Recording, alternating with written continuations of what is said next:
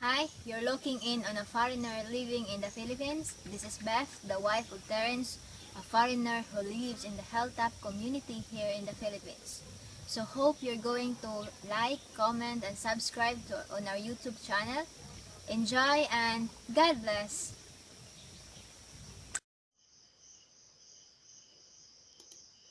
Here I am sinking the first post for putting our house up. That was 2014. There's my little helper, Talik. It was all built on a wooden platform with a $100 kit. That's $100 right there. The most basic tools. The only electric tool we had was an electric drill. Put that onto a timber platform, and then after that I was able to go ahead and do the whole thing in metal stud.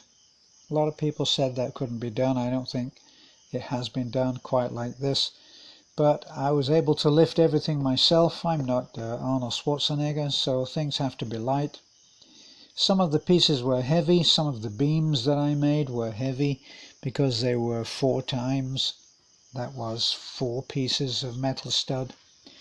2 of the stud and 2 of the channel, or the track as I call it. There's the kitchen. We extended the house. It actually started off just to be a 14 by 14 house, and that didn't last long. We ended up with something like about 650 square feet. So you can see there that it's actually on 2 levels.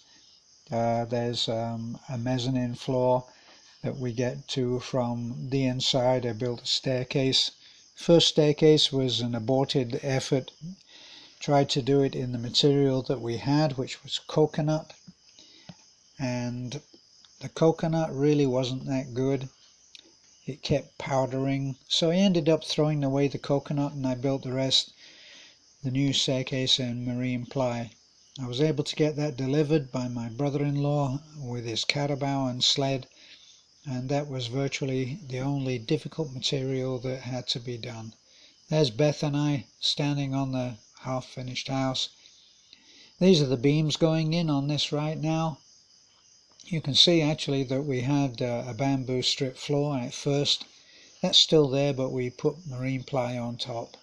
So these 2 little guys, look, they keep popping up in these photographs.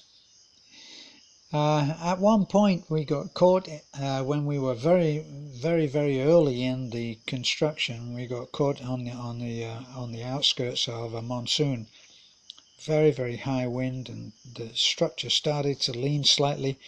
So I had to do a tourniquet pulling on that nearby tree, which we eventually had managed to pull the thing back into level. There's a few wonky parts in here, I admit, but in the main it's all pretty good.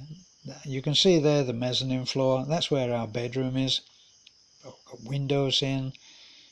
We got the frames in. I just made up the dimensions for that. All of this is done by me.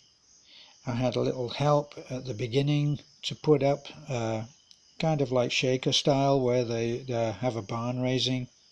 I made that the end wall, the tallest one.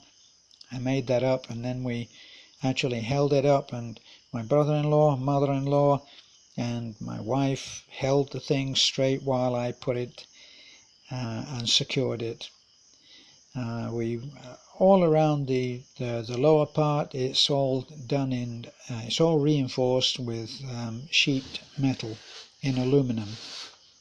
So there's no termite problem, which is a very big problem here in the Philippines, but this is not going to have it. Of course, we've got the floor and the base platform that we have to take care of, but that's not so bad.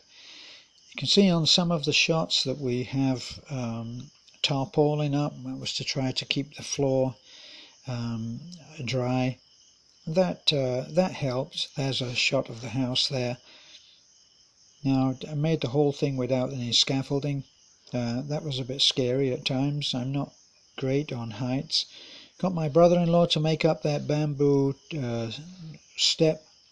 He made up an A-frame step and a ladder. and we made do with that. We did pretty good with that. Lots of bracing, as you can see. Lots of people, as I say, didn't think that this could or should be done, but we did it.